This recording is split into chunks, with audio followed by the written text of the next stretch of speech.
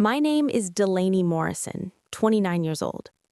At my mom's 57th birthday dinner in Park City, she slid those glossy Aspen vouchers across the table one by one like she was dealing cards.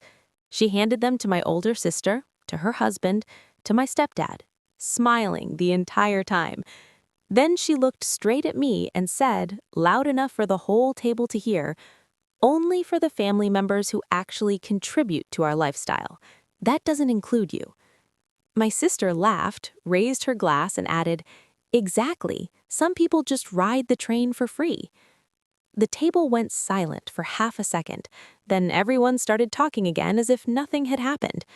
I finished my wine in a slow sip, set the glass down, and walked out without a word. That night, I opened my banking apps and turned off every single auto-pay that had been keeping their perfect little world running for the past 8 years. By the next morning, my phone was already blowing up. If you've ever been told you don't matter by the very people who owe everything to you, stay until the very end. Hit like, subscribe, and let's get into it. I drove back to Salt Lake City that night with my mind completely blank, the kind of empty that only comes after being publicly told you don't belong. 8 years earlier, everything had looked very different. My mom, Suzanne, had just finalized her divorce from my biological dad, and within months she married my stepdad, Douglas Knight. The new marriage came with new tastes, a bigger house, European vacations, and luxury cars.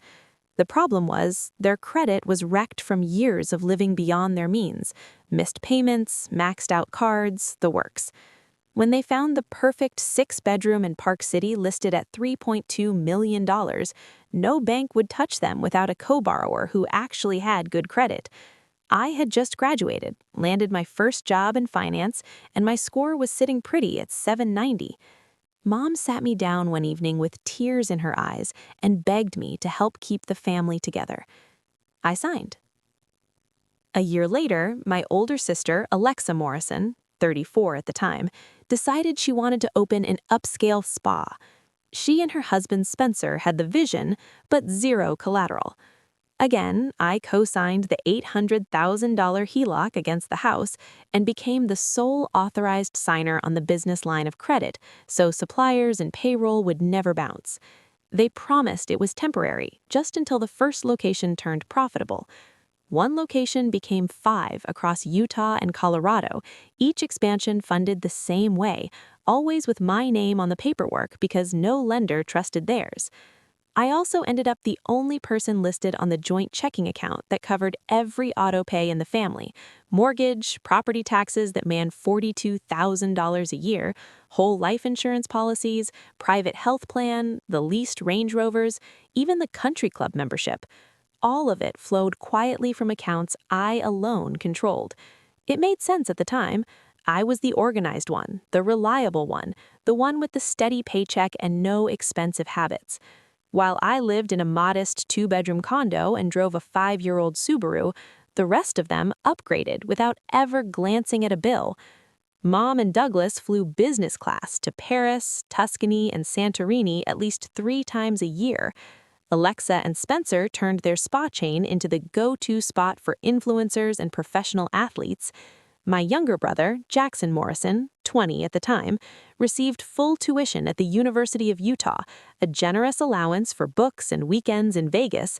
None of them ever had to log in, transfer money, or worry about due dates because I handled everything behind the scenes for 8 straight years. Then, one random Tuesday, about 6 months before the birthday dinner, my phone buzzed with a notification I wasn't supposed to see. Someone had added me to a new group chat by mistake and removed me 2 seconds later, but not before I caught the name Real Family. Curiosity got the better of me. I created a fake account, asked a mutual friend to add me back, and spent the next week observing in silence. They called me the ATM when they thought I wasn't looking. Alexa posted about how exhausting it was to carry dead weight. Mom complained that I still lived like a college student despite everything they had given me. Douglas joked, but as long as my paychecks kept coming in, everyone stayed happy. There were memes about leeches and threads planning how to slowly reduce the allowance they thought they were paying me. Never mind that the money only ever moved one direction. I screenshotted every message, saved them in a locked folder, and kept paying the bills exactly on time, as if nothing had changed. On the outside, I was still the quiet, dependable daughter and sister. Inside, I began moving small amounts into accounts only I could access and quietly gathering every document that carried my signature. By the night of Mom's birthday, every piece of paper that kept their world spinning was already in my possession, and they had no idea. Saturday morning, 6:30 a.m., my phone started vibrating so hard it slid off the nightstand and hit the floor. The first message was from Mom, a photo of the declined Amex at Whole Foods, the cashier's awkward smile visible in the background. "This is embarrassing. Fix it now," she wrote, followed by 3 angry face emojis. Douglas called twice before 7 left. One voicemail in his usual measured tone quickly cracked. "The mortgage server just emailed. Payment didn't go through, and we're inside the 15-day grace period. This has literally never happened in 8 years. Call me the second you get this." By 8 a.m., the insurance carrier had sent automated notices to every inbox tied to the policies. Auto coverage showed pending cancellation in 14 days, the health plan flagged a 30-day warning, and the umbrella policy flashed red for immediate payment required. None of the amounts were huge individually, but seeing them all at once made it clear the safety net had vanished overnight. Alexa started calling at 8:15 and didn't stop. 20 missed calls by noon, then a flood of texts that went from confused to furious in record time. "The business card just got rejected at the distributor. They're holding $50,000 in product until it clears. Another landlord for the Park City location emailed asking why rent is late. What did you do?" The last one came in all caps. "Answer your phone." Spencer tried a different approach around 10, a single text, calm and professional. "Hey Delaney, whatever's going on with the accounts, we can work it out. Just let me know what you need." I almost replied, then remembered the group chat screenshots and left it unread. Jackson sent the first private message at 11:30. "No anger, just worry. Since the university reversed my housing deposit and put a financial hold on my classes, they won't let me register for spring until it's paid. I'm freaking out a little." I made coffee, sat on the couch, and watched the notifications pile up like a slow-motion car crash. Rocky Mountain Power emailed Douglas about the Park City house, balance past due, 10-day notice before disconnection. Questar Gas followed 20 minutes later with the same template. The country club membership triggered an automatic suspension warning for non-payment, and the HOA for their gated community sent a polite reminder that dues were now 30 days late, which meant a lien was possible. Alexa switched tactics in the afternoon and posted in the family group chat I actually belonged to a long message about maturity and how games like this hurt everyone, especially Jackson, who had nothing to do with adult drama. Mom replied with a praying hands emoji and wrote, "We just want everything back to normal, sweetheart." By 4 o'clock, the bank servicing the spa chain's operating account sent me an alert I still received because my name was the only one listed as authorized signer. Available balance had fallen below the required minimum, triggering daily fees and a temporary hold on all outgoing transfers until the cushion was restored. That single email told me Monday morning was going to be chaos when payroll tried to run and vendors realized their invoices weren't being paid. Jackson messaged again at 6, this time a voice note. His voice was low, as if he didn't want anyone else in the house to hear. "They're yelling downstairs. Douglas keeps saying the house could go into default if this isn't fixed by the end of the month. Mom's crying. I don't know what's happening, but it's bad." I walked to the window and looked out at the quiet street below. Not one of them had asked if I was okay after the birthday dinner. Not a single text checking on me. No apology for the public humiliation, just demands to make their problems disappear like I always had. Sunday remained eerily calm until late afternoon when the title company handling the property tax escrow sent a formal notice. Funds were insufficient for the upcoming installment, and a supplemental bill for $42,000 would be mailed to the owners of record if not corrected within 10 business days. Douglas forwarded it to me with a single line, "We need to talk today." I turned the phone face down, poured a glass of water, and let the silence stretch. For the first time in 8 years, every bill, every payment, every consequence was finally landing exactly where it belonged, on them. The following Friday at 7 p.m. sharp, my doorbell rang as if someone were leaning on it. I opened the door and found Mom, Douglas, Alexa, and Spencer standing in the hallway, looking like they hadn't slept in days. Mom's eyes were rimmed with red. Douglas kept running his hand through what was left of his hair. Alexa clutched her purse so tightly her knuckles were white, and Spencer just stared at the floor. I stepped aside without a word and let them in. They filed past me into the living room and stood awkwardly until I gestured at the couch and chairs. Nobody sat immediately. Mom spoke first, her voice cracking on every syllable. "Delaney, please, whatever this is, we can fix it. Just tell us what you need." She reached for my hand, but I kept both in my pockets. Douglas cleared his throat and attempted the calm adult approach. "We've all had a rough week. The bank is breathing down our necks about the mortgage. The insurance is about to lapse, and the spa locations are getting nasty letters from landlords. We're not here to fight. We just want everything back the way it was." Alexa couldn't stay quiet any longer. She dropped her purse on the floor and stepped forward, tears already forming. "Do you have any idea what you've done? 3 suppliers put us on credit hold today. Employees are asking why payroll hasn't posted. I had to cancel tomorrow's grand opening in Deer Valley because the contractor won't release the keys until he's paid. This isn't a game." Spencer finally looked up, put a hand on Alexa's shoulder to quiet her, and spoke softly. "Delaney, name your price. Seriously, whatever it costs to turn everything back on tonight, we'll write the check. No questions." I walked to the kitchen, poured 4 cups of coffee, none of them had asked for any, and carried the tray back. They watched every move like I might pull out a magic wand. I set the tray on the coffee table and took the only chair that faced all 4 of them. Mom tried again, softer this time. "Sweetheart, I know the birthday dinner was awful. I said things I shouldn't have. We all did. But destroying everything we've built isn't the answer." Alexa wiped her eyes and added, "We're family. Families fight. They make up. They move on. You don't burn the house down because someone hurt your feelings." Douglas leaned forward, elbows on his knees. "Look, I've already talked to the bank. If the late payment posts Monday morning, we stay out of default. Same with the insurance. 1 transfer and this all disappears." I let the silence stretch until it became uncomfortable.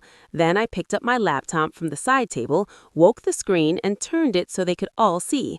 4 faces crowded closer, desperate for the fix they were sure was coming. Mom reached toward the keyboard. "Just log in and I'll tell you exactly which accounts need money moved. We'll be out of your hair in 10 minutes. I pulled the laptop back an inch, just enough that her fingers stopped short. They finally noticed I hadn't said a single word since opening the door. Spencer broke first. "Delaney, please, we're begging you." Alexa started crying harder. Mom covered her mouth with both hands. Douglas just stared at the floor again. I closed the laptop, set it gently on the table between us, and waited for them to understand that the days of me fixing their messes the moment they snapped their fingers were over. I turned the laptop toward them so the screen faced all 4 at once. The first document I opened was the original mortgage closing package from 8 years ago. My name sat right next to Mom's and Douglas's as co-borrower in bold print on page 3.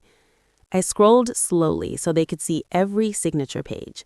Next came the HELOC agreement, where I was listed as co-signer with full liability. Then the business credit line master agreement for the spa chain. Sole authorized signer, Delaney Morrison only. No one else even had login credentials. Douglas leaned in so close his breath fogged the screen. "That can't be right. We have copies that only show Suzanne and me." I clicked into the recorded deed of trust filed with Summit County. My name appeared again, exactly the same as theirs. I didn't say anything, just kept opening folders. The 4th file was the email confirmation I had sent to the bank 3 days after the birthday dinner, the official financial review request on all linked accounts due to suspected irregular activity. The automated reply from compliance showed the HELOC and the $1.2 to $2 million business line of credit were now frozen pending manual verification of income and assets, a process that takes a minimum of 30 to 45 days. The mortgage statement glowed red. 31 days past due, late fees already posted, scheduled to enter formal notice of default status in exactly 9 calendar days unless cured. Mom made a small choking sound and sank back into the couch. Alexa's mouth opened, but no words came out. Spencer rubbed his temples as if he were getting a migraine. Douglas just stared at the numbers, willing them to change. I clicked one more folder and turned the screen a little more so the light hit their faces. Inside were the original power of attorney forms they had all signed years earlier when the first spa opened, giving me unrestricted access to every operating account for convenience. They had been so excited about expansion back then, they never read the fine print. Alexa finally whispered, "How long have you been planning this?" I met her eyes and answered for the first time that night. I haven't been planning anything. I simply stopped doing something I should have stopped years ago. Mom started crying quietly, shoulders shaking. "Delaney, baby, we'll fix the credit. We'll sell one of the cars, refinance, whatever it takes. Just unfreeze the accounts tonight and we'll figure the rest out together." Douglas tried the practical angle again. "The bank said if the full mortgage payment plus fees hits by Wednesday, we avoid default completely. That's $400,000 from the HELOC still there once the review clears. We only need a bridge." Spencer added softly, "We can put the Deer Valley location up as collateral with a private lender tomorrow morning. 48 hours and everything goes back to normal." Alexa dropped to her knees in front of my chair, mascara running. "I'm sorry. I'm so sorry for everything I said at dinner, for the group chat, for all of it. Please don't let them take the house. Please." I looked at each of them in turn. Mom clutching a tissue, Douglas calculating exit strategies in his head, Spencer trying to negotiate, Alexa literally on the floor begging. 8 years of invisible labor flashed behind my eyes in one quiet second. Then I spoke the only full sentence I would give them that night. 8 years too late. I closed the laptop, stood up, and walked to the door. The message was clear. The conversation was over. 3 months to the day after Mom's birthday, the bright yellow notice of default was taped to the front door of the Park City house, in full view of every neighbor driving past the cul-de-sac. Under Utah law, that notice marked the official start of the foreclosure clock. 90 days until the trustee sale, unless the entire past due balance plus fees was paid in certified funds. A professional photographer from the local luxury real estate blog snapped a picture the same afternoon and posted it with the caption, "Trouble in Paradise." By evening, the photo had been shared hundreds of times in the kind of gossip Park City thrives on. The spa chain crumbled even faster. 3 of the 5 locations were gone within 6 weeks. The landlords in Salt Lake, Provo, and Deer Valley all exercised their right to terminate the leases the moment rent went 60 days late. Alexa and Spencer had to hold going out of business sales just to clear inventory before the locks were changed. The 2 remaining stores limped along on cash-only appointments, but the reputational damage was done. Clients who once waited months for bookings now canceled without notice. Jackson's University placed an immediate financial hold on his transcript the day the overdue housing payment bounced. Registration for the next semester was blocked. And because he couldn't prove enrollment, he lost his off-campus apartment lease. He ended up moving back into the big house, taking extra shifts at a downtown steakhouse to cover what was left of his expenses. I saw his new schedule posted on the fridge. Double shifts Thursday through Sunday, classes officially on pause for at least 1 term. Mom and Douglas stayed under the same roof, but the house felt smaller every week. Shouting matches started over minor things: whose turn it was to call the bank, why the pool heater was still running, whether they could afford groceries from Whole Foods or had to switch to Costco. Douglas spent hours on real estate sites calculating how much equity they might still have if they listed immediately, while Mom scrolled through old vacation photos and cried without warning. They sold her Range Rover first, then his Porsche, replacing both with used Hondas that looked out of place in the 4-car garage. Jackson aged 10 years in those 3 months. The woman who used to post ring light selfies every morning now avoided mirrors. She closed the company Instagram account after the comments turned brutal and began answering the business line herself because she could no longer afford a receptionist. Spencer took side gigs doing mobile spray tans on weekends just to keep some cash flowing. The country club quietly revoked their membership when the annual dues went unpaid. The termination letter arrived in a plain white envelope. No phone call, no courtesy. Mom told me later she found the envelope on the kitchen island and stood there for 20 minutes before she could open it. Neighbors who once waved enthusiastically now offered tight smiles or looked away. The HOA sent certified letters about lawn maintenance standards and holiday decorations left up too long. Someone started a group text among the street asking if anyone knew what was really going on with the nights. Mom stopped walking the dog in daylight. Jackson sent me one text during that stretch. Nothing dramatic, just a photo of the yellow notice taped to the door and the words, "It's real now." I stared at it for a long time and never replied. By the end of those 3 months, the house still stood, but everything that had made it theirs was slipping away. One lien, one canceled contract, one missed payment at a time. And for the first time in almost a decade, nobody asked me to fix any of it. 6 months later, a single email from Mom landed in my inbox with the subject line, "Please read."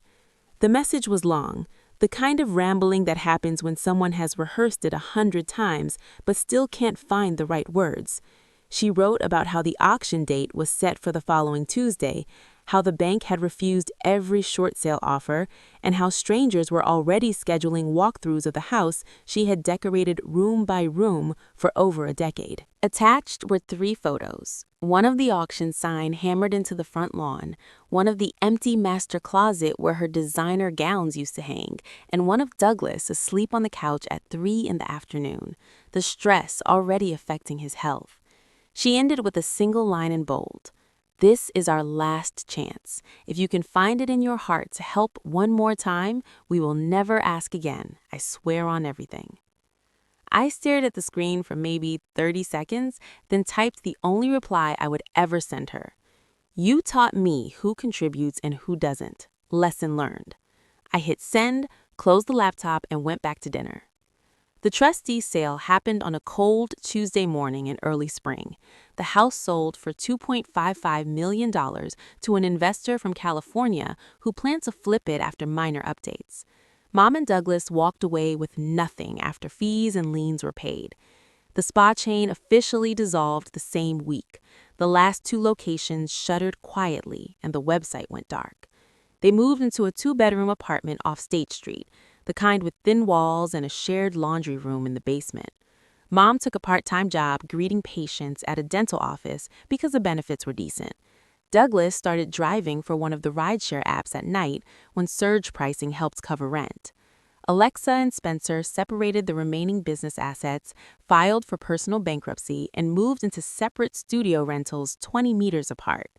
Jackson transferred to the community college downtown and finished his degree requirements in 18 months while working full-time as a server. He never once mentioned the old house or asked why I stopped answering texts. The final time I heard from any of them was a forwarded mail piece 6 weeks after the sale, a change of address card from Mom with a new apartment number written in her perfect cursive. There was no note, no phone number, just a new address and a yellow forwarding sticker from the post office. I dropped the card into the recycling bin without writing anything on it. Some lessons only stick when the student has to live with the curriculum. 7 months later, I checked into the Little Nell in Aspen alone, the exact week they used to post endless photos of champagne breakfasts and private ski vacations.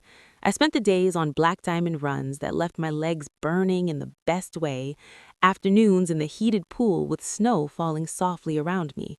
Evenings were at Element 47, eating Wagyu and drinking bottles I never bothered to check the price of. The staff greeted me by name before I reached the concierge desk. The suite had fresh orchids and a fireplace already crackling when I walked in. Nothing about the trip was about proving anything. It simply felt like breathing again after years underwater.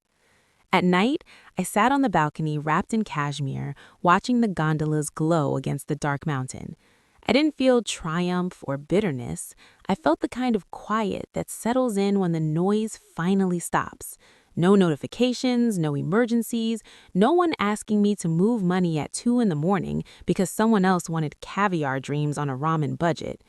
They had built their entire world on my credit, my signature, my silence. When I removed those three things, the world collapsed exactly as physics always said it would. The house was gone, the cars were gone, the memberships, the trips, the effortless arrogance, everything evaporated the moment the foundation disappeared. And the foundation had always been me.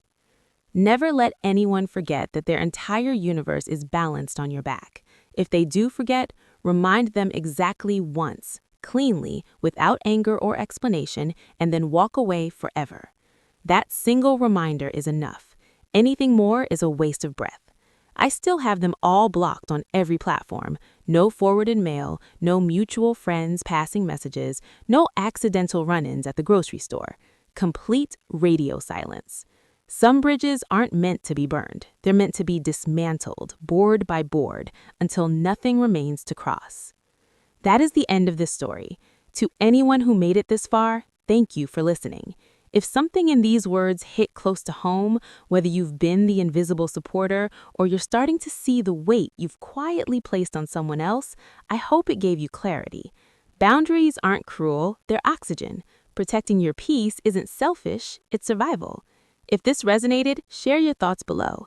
Have you ever had to draw that final line? How did it feel on the other side? I read every comment. Thank you again for staying until the last page.